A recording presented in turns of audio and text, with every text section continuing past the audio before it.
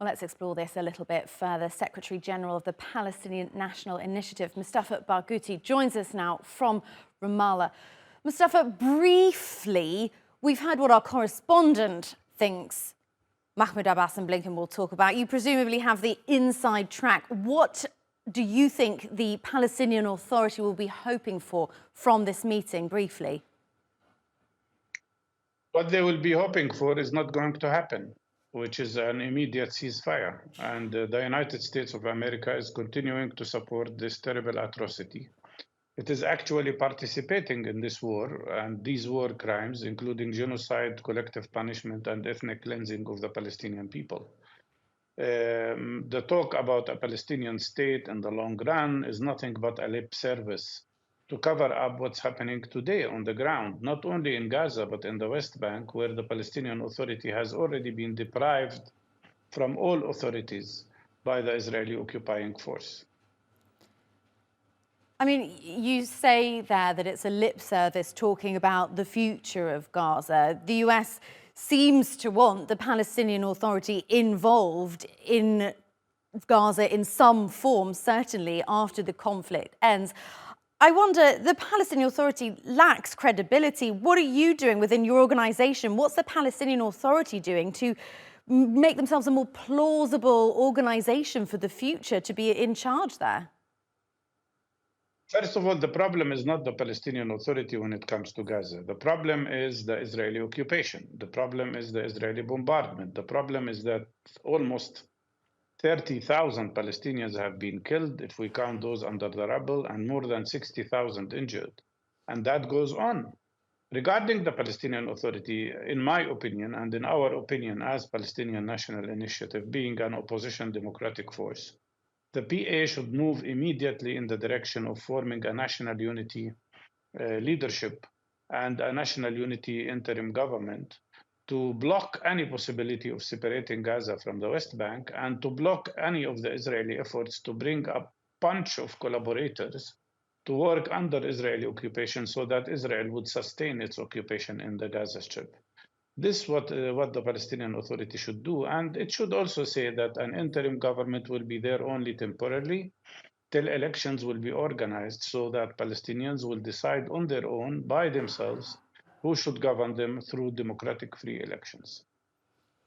You mentioned the West Bank there, and as we know, raids in the occupied West Bank have increased significantly in scale, in frequency and intensity since October the 7th.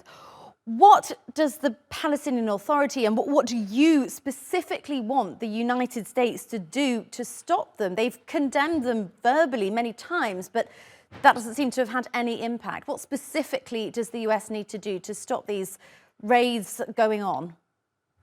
They have to impose ceasefire, and they're not doing that. Mr. Kirby just said that this morning from the National Security Council. He said that the United States continues its policy of not accepting a ceasefire, which means they are supporting the continuation of the war crimes. And in the case of the West Bank, they've done nothing to stop the settlements expansion. They keep saying that settlements are an obstacle, but they're not doing anything. Look. So what should they do then? That's what I'm asking you. What should they do? You said they haven't impose sanctions on Israel. Sanctions. Which ones? Yes. Impose sanctions on every settlement activity. Impose sanctions, tell Israel that they will be punished unless they stop immediately all settlement activities. And say clearly that a Palestinian state means that all settlers should be removed from the West Bank. They never said that, and they will never say it. What we see here is a partnership between the United States of America and Israel in conducting this terrible war against Palestinians. And Mr. Blinken visits proved one more time that this is the case. He meets with the war cabinet, he encourages them, and then he gives us lip service. Nothing more than that. He even now started to talk again about normalization between this aggressive Israeli government and Arab countries, instead of saying that Israel must stop this war, and instead of saying that all these atrocities have to stop. I mean, maybe we focus too much on the United States. What about other countries around the world who have also condemned settlements and raids. Would you like to see them impose sanctions? And do you think that they would if the United States refuses to? They would if they want. But the question here is, let's compare between what happened in the case of Ukraine and what's happening in Palestine. In the case of Ukraine, in 1 month, they imposed 11,000 sanctions on Russia. In our case, they are providing military equipment. And I'm not talking only about the United States of America. We're talking about Europe. We're talking about Britain. We're talking about Germany.